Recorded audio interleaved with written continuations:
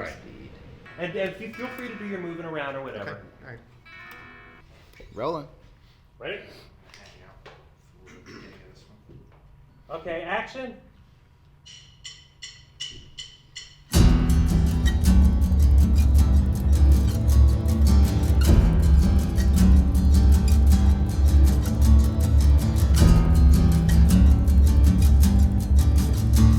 This story, like all good stories, begins in New Jersey. It was the late 80s on the Jersey Shore. 4 musicians in their early 20s, myself, John, Kevin, and Austin, decided to pursue music full-time. We moved into a house together, quit our jobs, and for the next 4 years scratched out a living playing any place that would have us. Bars, weddings, even high school dances. We wrote and recorded our own original songs and dreamed of becoming rock stars. It was a grand adventure. We had the time of our lives. We're at a really cool rock star party. We're rock stars and this is our party and we're partying. I'm glad you had a good wedding. I'm glad we could be a part of it. Oh, you probably won't. Oh, don't even, man. Don't even open that. Don't touch it. Look at the size of his mouth. Hitting the road in a one-man show. I've gone incognito. You guys like the mix? But the good times couldn't last. And without a driven leader to take us to the next level, we were in danger of flaming out. Here we are with Fire Tribe. Guys, you did great. Everybody loves you. Such a big following. What's the deal? Well, we're just playing the music, and people are coming to love it. You know, that's.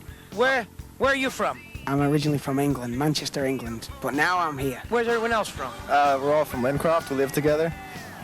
You're from Lincroft? Yes, too? I am. Well, how did you find these fine gentlemen? I was playing in a bar in Long Branch, and Johnny, the drummer, and Austin, the guitar player, they saw me and asked to join the band about 4 months ago.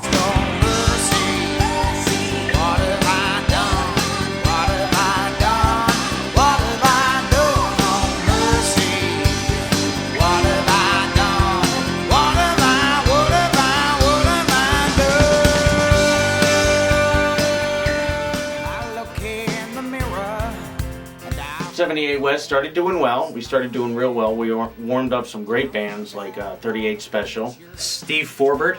Steve Forbert. I live just past the prison.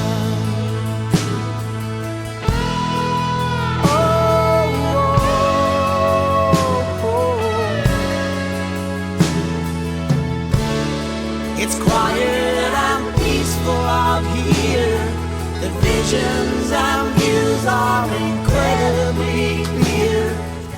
You know, we played hundreds of gigs. You know, a few years we had some great times. It was awesome. And then it just fell apart. It did, and it freaking hit rock bottom real quick.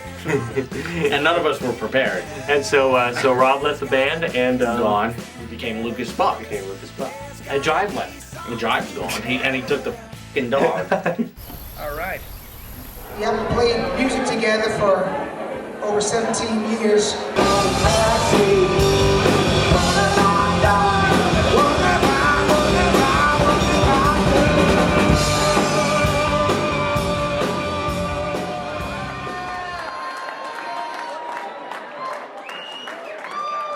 So there you have it, the history of Fire Tribe 78 West in a nutshell. Fast forward, yada, yada, yada, yada, yada. We keep in touch. I'm working over at Reading Film Studios now, and probably around November, December, I started building a brand new set up in the attic space. Well, Rob, so we're friends on Facebook, he sees this picture, and he said, I'd love to shoot a music video in that space. So I think probably messaged him on the side. I said, well, just so you know, I'm building like a Frankenstein's laboratory Victorian parlor, and I can't imagine what song you have that would actually fit that look. And he said, well, actually, I have a perfect song for that. So I listened to the song. I loved it immediately because it sounded a lot like what we used to write together back in the old 78 West days. So I knew it was something I could get behind musically. So I texted him the next day, and said, yes, I'm in, let's do this. I've already got some ideas popping in my head. I think it'll be great. I think the song's a perfect fit for the space. So as I was working on the set build, I was communicating with Rob about my ideas for visuals, maybe some shots, and he was communicating with me. And Rob's done a bunch of music videos in the past, so he's no stranger to it. And Rob's great visually in music videos. He really knows how to perform. He really knows how to sell his songs. And he's a good-looking guy who's still got all his damn hair left. So, you know, that pisses me off. And we kind of settled on an idea. I storyboarded it out. I did kind of a previs of the whole video, or most of the video, to show him what I was thinking about.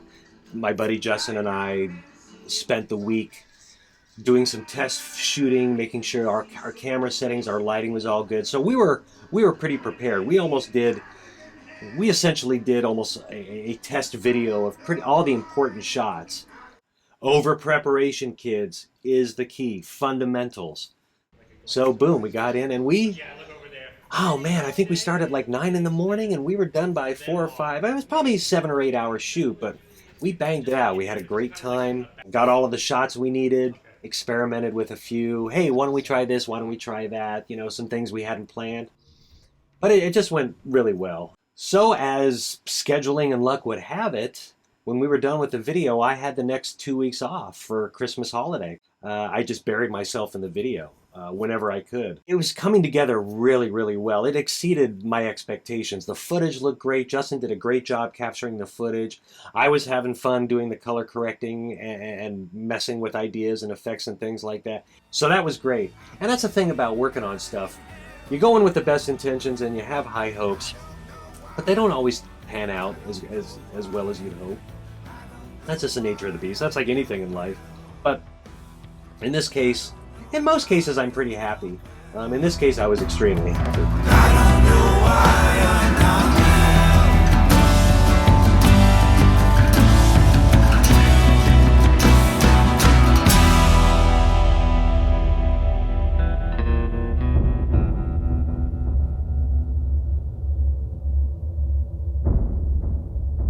So there you have it, a little peek under the hood of how we made Why I'm Not Well.